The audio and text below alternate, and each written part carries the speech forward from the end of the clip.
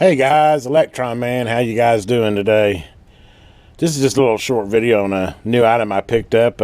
No sponsorship or anything. Just actually, I have to say, one of my YouTubers out there mentioned, I don't know, I'm scuffing up radio's. Why don't I have a pad down? And I got to thinking about it, and it's like, you know what? I need to. So I got to looking around, and on Amazon, I found these silicone pads like this right here.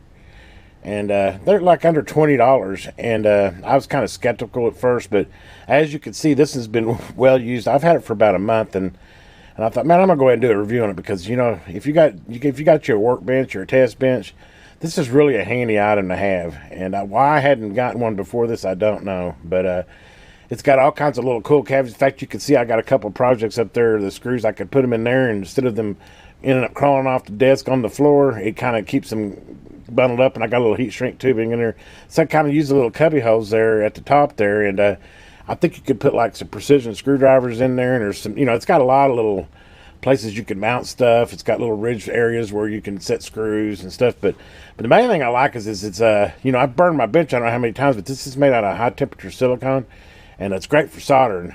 You won't burn up your table. In fact, and solder does not stick to it at all. As you can see, I got a piece there, but it'll just flake right off.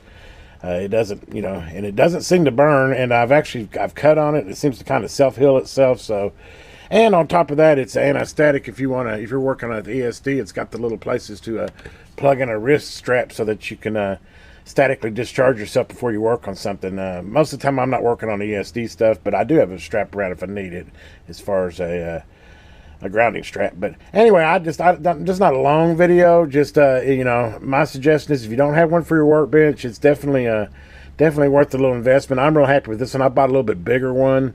Works good for me for working on radios and stuff. In fact, I almost wouldn't mind even a bigger one than this, but so far this has done really good, and it's so lightweight. If I got something really big I need to put it, I could just slide it off to the side.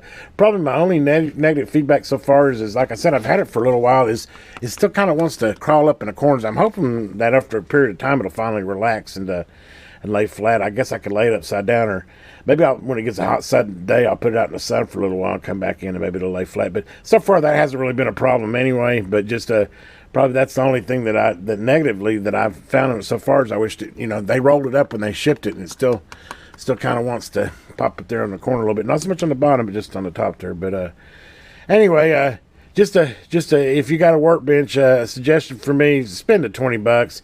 I've already saved myself from getting on the floor a couple of times hunting screws down, and that alone's worth the money. That, and it gives you a nice heat resistant surface to solder on. Definitely worth a little investment. Just a little tip from the Electron Man. Have a great day out there, guys. And if you haven't already, please subscribe to my channel, hit that bell, and so you know when the next cool videos come out, and hit that thumbs up. That helps get me more views.